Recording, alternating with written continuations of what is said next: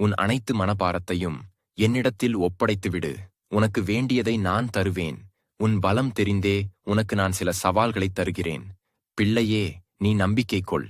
என் பரிபூரண ஆசீர்வாதம் இருக்கையில் நிச்சயம் நீ உன் அனைத்து சவால்களையும் வெல்வாய். நீ நிம்மதியாக இரு.